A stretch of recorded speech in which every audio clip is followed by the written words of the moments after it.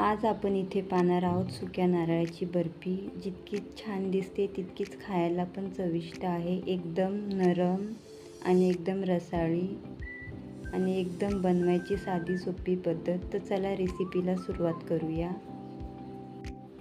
तर सर्वात आधी इथे मी कढाई गरम करायला ठेवली आहे। त्यानंतर 1 चम्मच साजूक तूप घेतले आहे। त्यानंतर विलायचीचे दाणे घेतले आहेत। हवे तर तुम्ही इलायचीची पावडर सुद्धा घेऊ शकता। त्यानंतर एक मोठी वाटी इथे मी सुका खिसलेलं खोबरं घेतलं आहे, जे मार्केटमध्ये मिळतं किंवा तुम्ही घरात सुद्धा बनवू शकता। तर हे 1 ते 2 मिनिटांसाठी व्यवस्थित तुपावरती परतून घ्यायचं आहे। त्यानंतर इथे मी 2 वाटी दूध घेतलं आहे गरम करून। तर हे व्यवस्थित या पद्धतीने फिरवून घ्यायचं आहे आणि गॅस बारीकच ठेवायचा आहे। त्यानंतर इथे मी चवीपुरतं साखर घेतली आहे, म्हणजेच 3 चम्मच मोठे साखर घेतली आहे इथे। ते याला व्यवस्थित मिक्स करून घ्यायचं आहे। त्यानंतर इथे मी अर्धी वाटी दूध पावडर घेतलं आहे।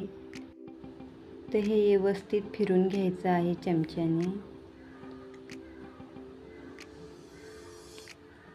तर 5 ते 10 मिनिटात हे सारण आपलं इथे तयार होणार आहे।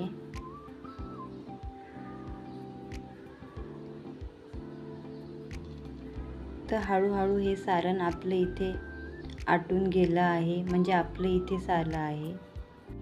तर इथे हे सारण आपण आता काढून घेऊया एक ताटामध्ये आणि पूर्णपणे या पद्धतीने हे सारण पसरून घ्यायचं आहे, कारण याची आपण बर्फी बनवणार आहोत। तर आपल्याकडे बर्फीचं भांडं नाही आहे माझ्याकडे, तर मी इथे ताट घेतलं आहे। त्यानंतर जर तुम्हाला ड्रायफ्रूट घ्यायचे असेल तर तुम्ही इथे घेऊ शकता। ड्रायफ्रूटमुळं अजून छान वाटते ही बर्फी।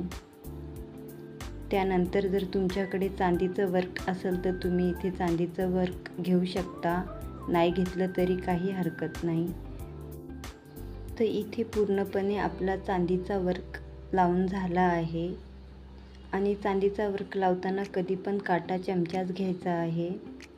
त्यानंतर इथे आपण एक चाकू घेणार आहोत आणि याला कट करणार आहोत। कट म्हणजे तुम्हाला कशा पद्धतीने करायचं आहे त्या पद्धतीने तुम्ही इथे कट करून घेऊ शकता।